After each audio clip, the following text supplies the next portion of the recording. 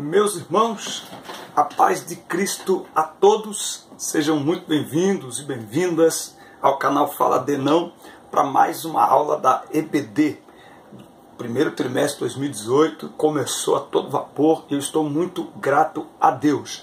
Eu quero nesse início de aula dar algumas dicas em relação aqui ao canal, porque noto pelos comentários e pelo feedback que recebo pelo WhatsApp a dificuldade de alguns irmãos de dar alguns comandos dentro do YouTube para melhor absorver aí esse projeto. Se você já é expert no assunto do YouTube, só passar um pouquinho a barra de ferramentas vai direto para a aula. Mas para você que não sabe, eu vou mostrar na tela como você deve fazer o passo a passo rapidão para você se inscrever, deixar o sino de notificações ativado, tá certo? E dar like nos nossos vídeos, que isso é muito importante, tá certo? Vamos lá então. Muito bem, meus irmãos. Então, você abre aqui o YouTube aí no seu computador, tá? Esse aqui é um computador de mesa, é mais ou menos a mesma coisa no celular, tá bom? Ele vai pedir, se você quiser, ó, escreve o nome do canal aqui, Fala Denão, com ou sem o tio no ar, tanto faz. Ele já vai abrir aqui, tá aqui o meu canal, nosso canal tá aqui, ó, tá vendo? Fala Denão, certo? Então, se você fizer isso, primeira coisa, inscrever-se, isso é muito importante, clica aqui, inscrever-se. Bom, como eu não estou logado numa conta, ele vai pedir para eu logar numa conta, então eu vou logar numa outra conta minha, que ainda não está inscrita nesse canal, certo? Porque não tem como eu me inscrever na mesma conta do canal, então eu loguei numa outra conta lá, já estou inscrito. Olha aqui, ó, inscrito. Tá vendo que aqui do lado tem um sininho, receber notificações de todos os vídeos, principalmente para quem assiste as nossas aulas pelo celular. Clica nele, ah lá, ó. Tá aceso aqui, tá ligado.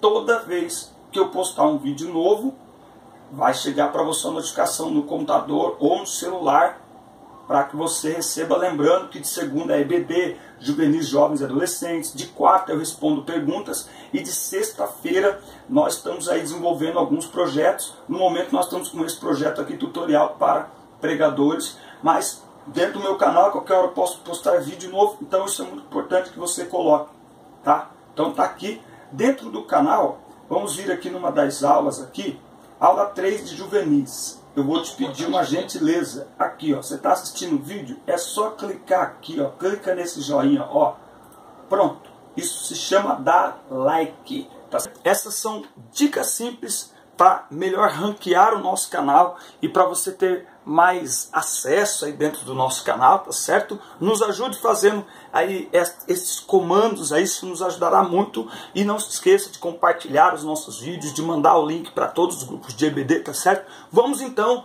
à aula da EBD, mas antes, roda a vinheta.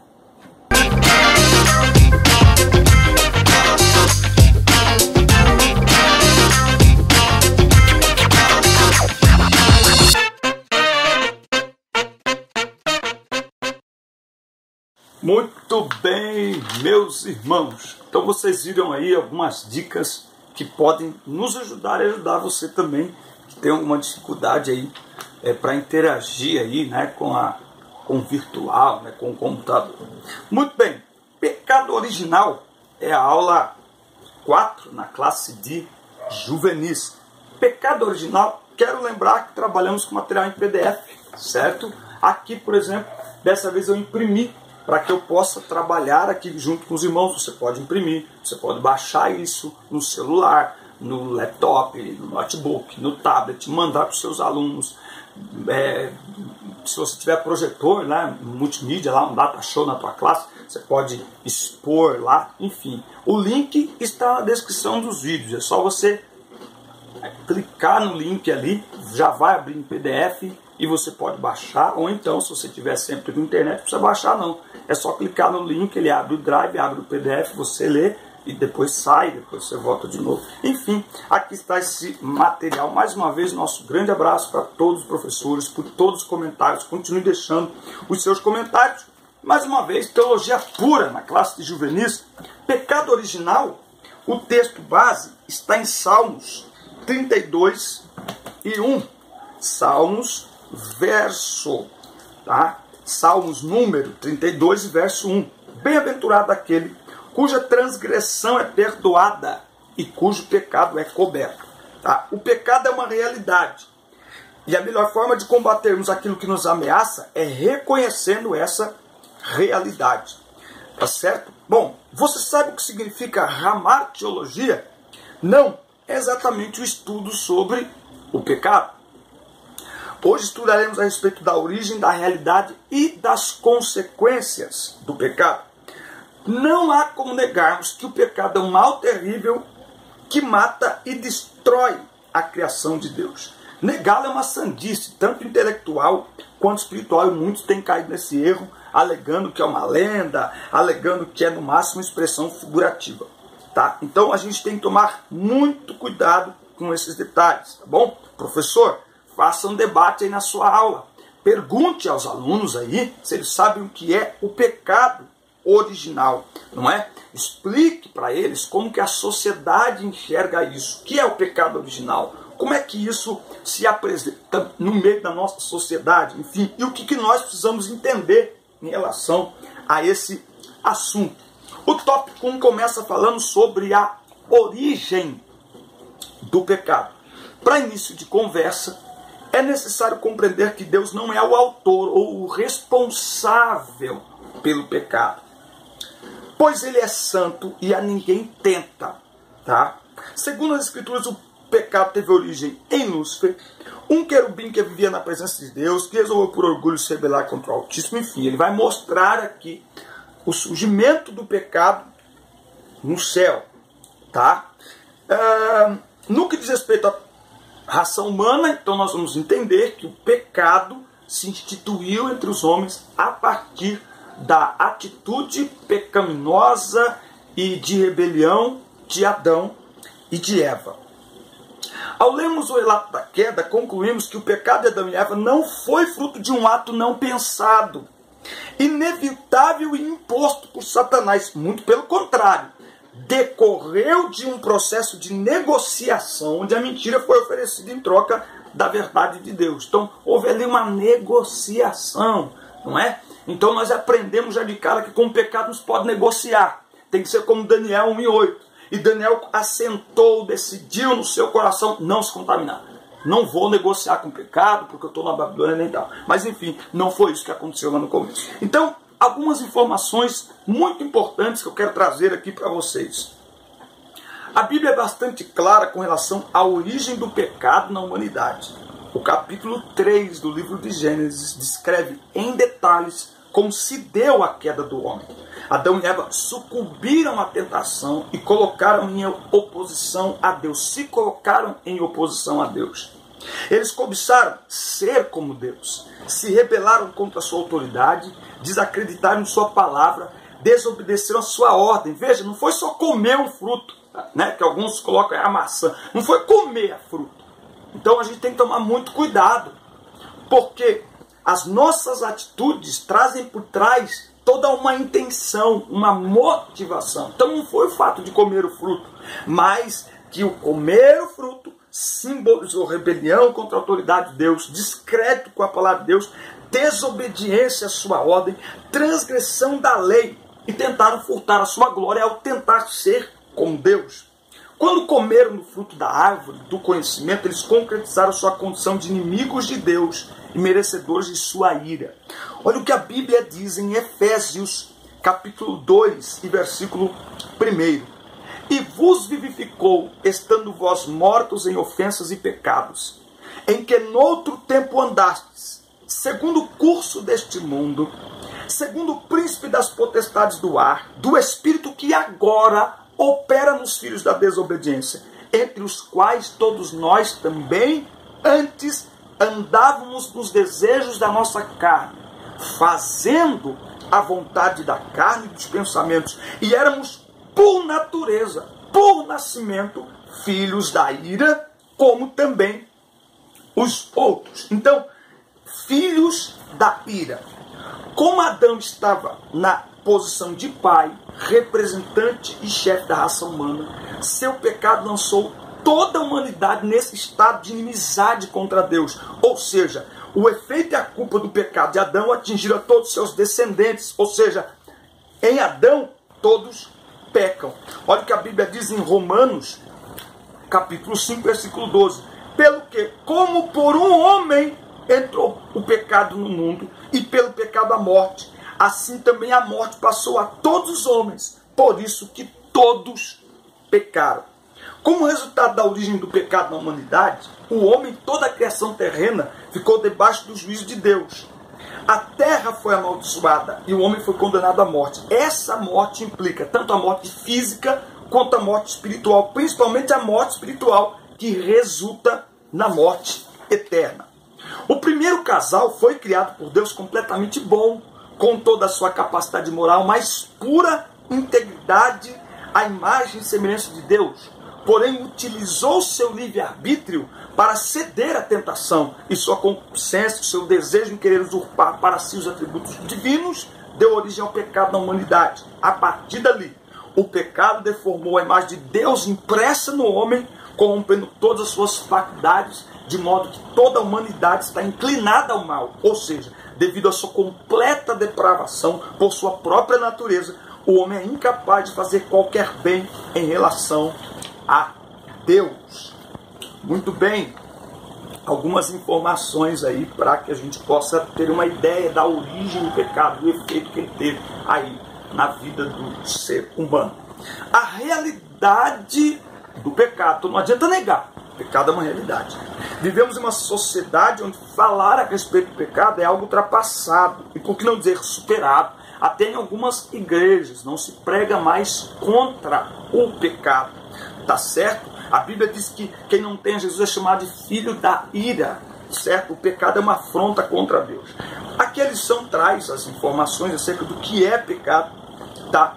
Então, pecado é iniquidade, ou seja, transgressão à lei de Deus. Então, pecar é rebelar-se contra a vontade de Deus. É desobediência deliberada.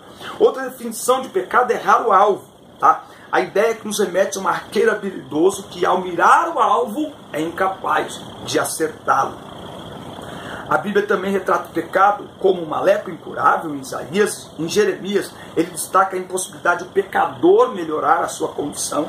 E Paulo, escrevendo aos Romanos, trata a universalidade do pecado ao dizer que todos pecaram e estão destituídos da glória de Deus. Então a gente pode perceber que o pecado não foi apenas um pequeno acidente, mas a maior tragédia da história da humanidade. Negar a existência do pecado não significa que ele não exista. Pelo contrário, existe e está no domínio daqueles que não conhecem a palavra de Deus, inclusive gente que está dentro da igreja. Através de Adão, todos nós nascemos em pecado, com a semente do pecado em nós. Olha o que a Bíblia diz no Salmos 51, versículo 5. Salmos 51, versículo 5. Eis que em iniquidade fui formado, e em pecado me concebeu a minha mãe. O pecado foi a maior tragédia do ser humano, porque nos separou de Deus, nos tornou inimigos de Deus. Está com a Bíblia aí, bloquinho de anotações? Gênesis 3:8. E ouviram a voz do Senhor Deus, que passeava no jardim pela viração do dia, e escondeu-se Adão e sua mulher da presença do Senhor entre as árvores do jardim. Como é que ele esconde? Como que se esconde de Deus?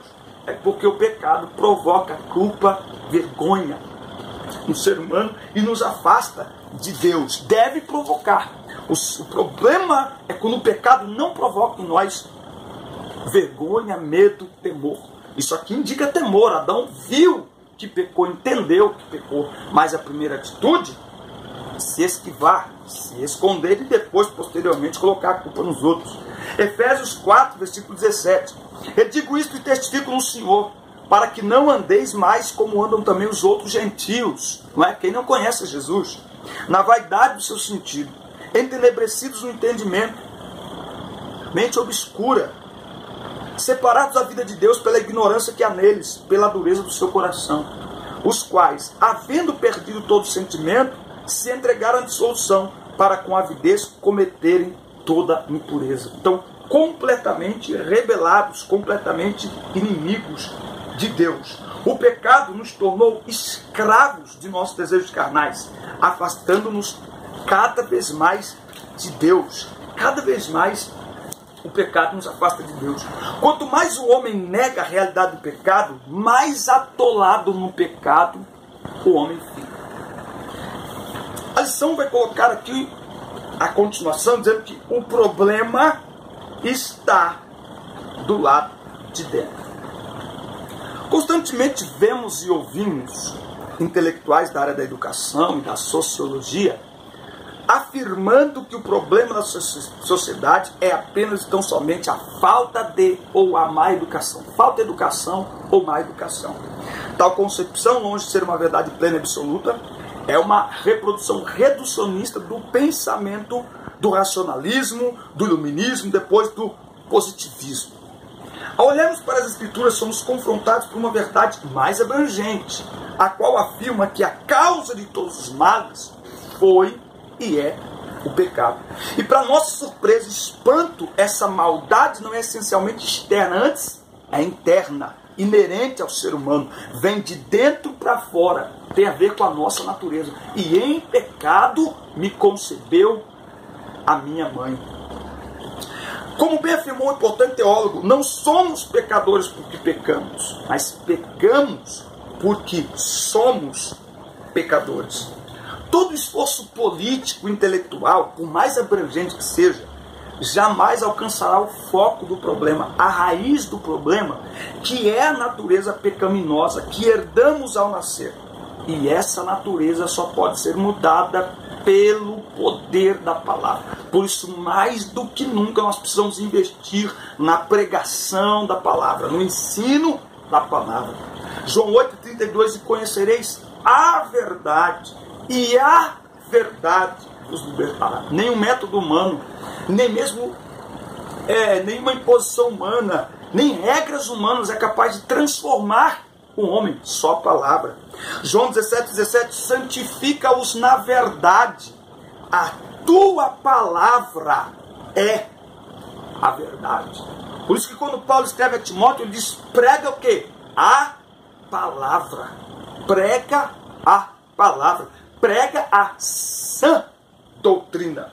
A sociedade que vivemos está mergulhada no pecado. Assusta inclusive pessoas que se dizem cristãs, mas que não abandonam práticas pecaminosas sobre as mais diversas desculpas, ignorando o fato de que o pecado nos separa de Deus. Nós acabamos de ver Gênesis 3:8, Romanos 3:23.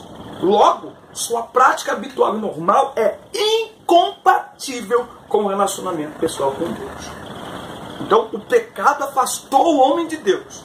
O pecado nos tornou inimigos de Deus. Logo, quem aceita a Cristo deve viver uma vida que não tenha o pecado como prática habitual. Porque senão, não é conversão. Porque o pecado nos torna inimigos de Deus. O pecado nos separa de Deus. Então, quem quer se aproximar tem que abandonar a prática habitual do pecado. Aceitar a Cristo é se converter. Conversão é mudar a rota e retornar ao ponto original. O homem foi criado para interagir com o Criador. Ao pecar, essa interação foi bloqueada e o homem passou a caminhar na direção de sua própria vontade e do pecado. Portanto, é preciso se converter. E aí nós precisamos explicar para as pessoas o que é se converter. Precisamos explicar até para a igreja o que é se converter. É nascer de novo, abandonando o caminho do pecado e voltando em direção a Deus, ouvindo e praticando a sua palavra, entendendo que o pecado tem que obrigatoriamente perder o seu domínio sobre aqueles que de fato se converteram a Cristo. E para isso, Romanos 6, versículo 11: assim também vós considerai-vos mortos para o pecado, mas vivos para Deus em Cristo Jesus nosso Senhor. Olha isso aqui: não reine, não domine, portanto, o pecado em vosso corpo mortal. O que ele está mostrando aqui? Que o pecado é um feitor de escravos. Que o diabo é um feitor de escravos e ele usa o pecado para nos aprisionar. O pecado é tanto uma culpa quanto uma escravidão. Então ele diz: não reine, portanto, o pecado em vosso corpo mortal, para lhe obedecerdes nos seus desejos. Nem tampouco apresenteis perceba que não é passivo, que nós precisamos ter essa consciência da nossa participação nisso aqui, da nossa atividade aqui. Nem tampouco apresenteis os vossos membros ao pecado por instrumentos de iniquidade, mas apresentai-vos a Deus como vivos dentre os mortos, e os vossos membros a Deus como instrumentos de justiça, porque o pecado não terá mais domínio sobre vós, porque não estáis debaixo da lei, mas debaixo da graça. E eu quero deixar aqui para você ler também 1 João, capítulo 3, e versículos de 1 a 9. Eu não vou ler, mas leve para a sala de aula e leia. Eu vou... Não tem como, eu sei que não tem como. É escola bíblica, não é? E eu costumo dizer que tem alguns textos que são autoexplicativos. Olha o que a Bíblia diz em relação ao pecado. Olha o que João diz. 1 João, Epístola de João, versículo 1, 3:1. Vede quão grande amor nos tem concedido o Pai, que fôssemos chamados filhos de Deus. Por isso o mundo não nos conhece, porque não conhece a Ele. Amados, agora somos filhos de Deus. E ainda não é manifesto o que havemos de ser, mas sabemos que quando Ele se manifestar, seremos semelhantes a Ele, porque assim como Ele é, o veremos. Agora preste atenção. E qualquer nele que tem esta esperança, purifica-se a si mesmo como também ele é puro. Qualquer que pratica o pecado, também pratica iniquidade, porque o pecado é iniquidade. E bem sabeis que ele se manifestou para tirar os nossos pecados, e nele não há pecado.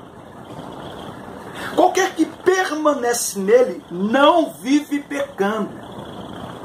Pecado habitual, prática habitual, algo normal. Qualquer que vive pecando não o viu, nem o conheceu. Filhos, ninguém vos engane.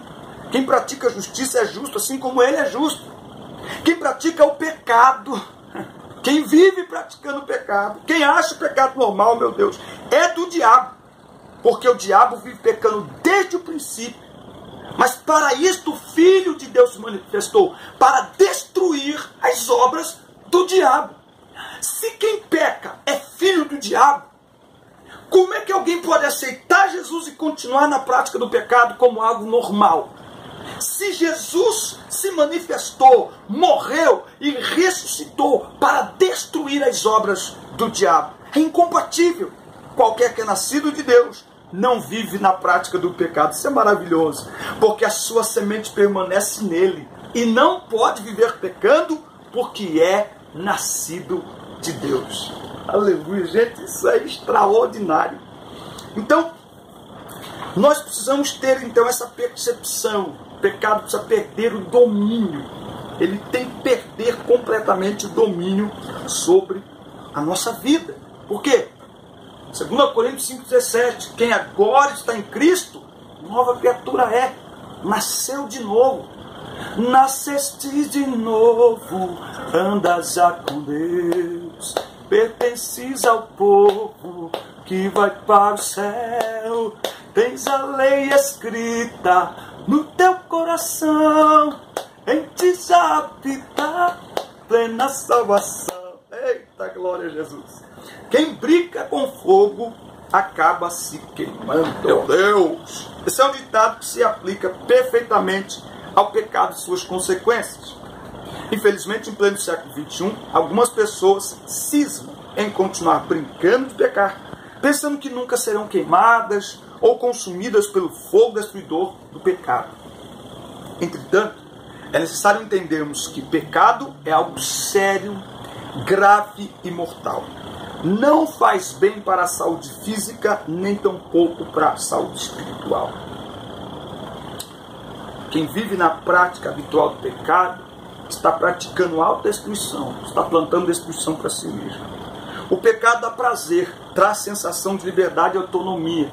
E no final das contas, mata-nos sem dó nem piedade. E aí ele vai usar aqui como observação, na lição, ele vai fazer uma comparação, na verdade, do pecado como um câncer que se instala em alguma parte do organismo e rapidamente se alastra para todo o corpo. Quando percebemos, já não há mais jeito. Quem brinca com fogo acaba se queimando. Não podemos esquecer que o salário do pecado é a morte. Desde o início, o pecado é uma escolha. Fomos criados com a capacidade de escolha.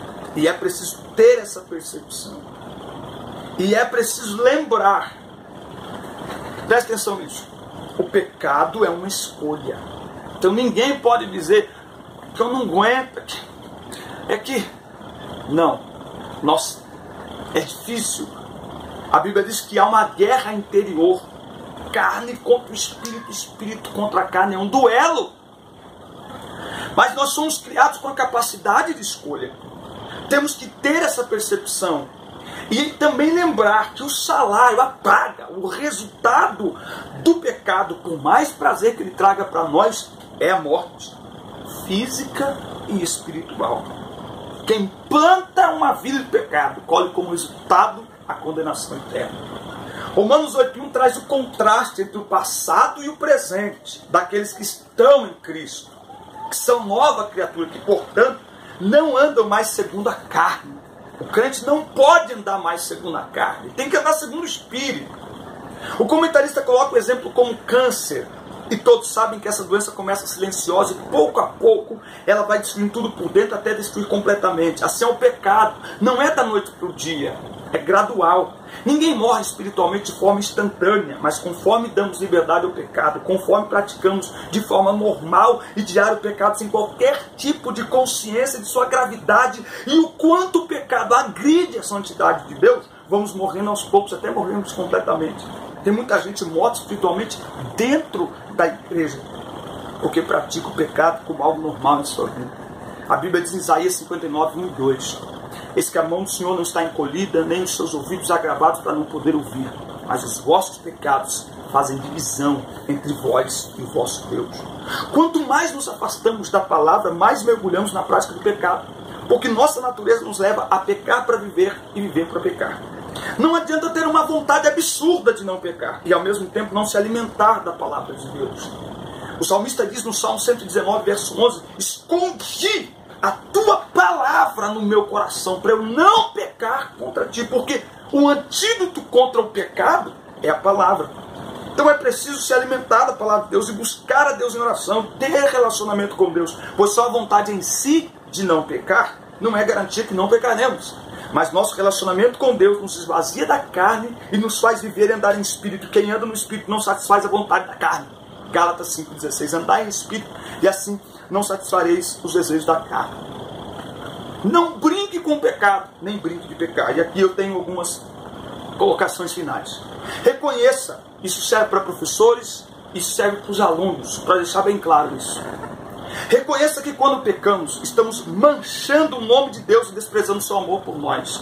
João 3,16. Porque Deus amou o mundo de tal maneira que deu o seu Filho unigênito, para que todo aquele que nele crê não pereça, mas tenha vida eterna. Romanos 5,8. Mas Deus prova o seu amor para conosco, em que Cristo morreu por nós, sendo nós ainda pecadores.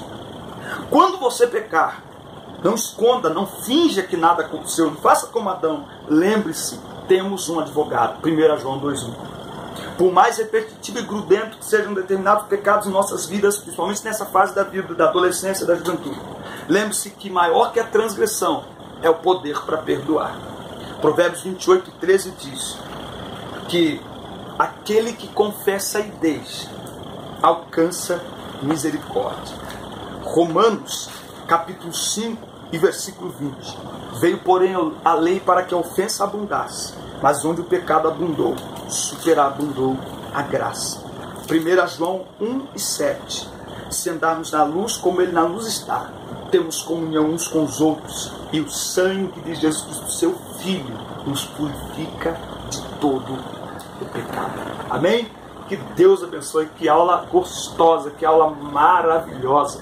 Que Deus abençoe a vida dos irmãos, assistam, curtam, compartilhem as nossas aulas, deixe o seu comentário, que é muito importante. Boa semana, Deus abençoe tua casa, teus alunos, teus negócios, a tua família. Deus abençoe a sua vida e até a próxima aula. Um grande abraço, fique na paz. Deus abençoe.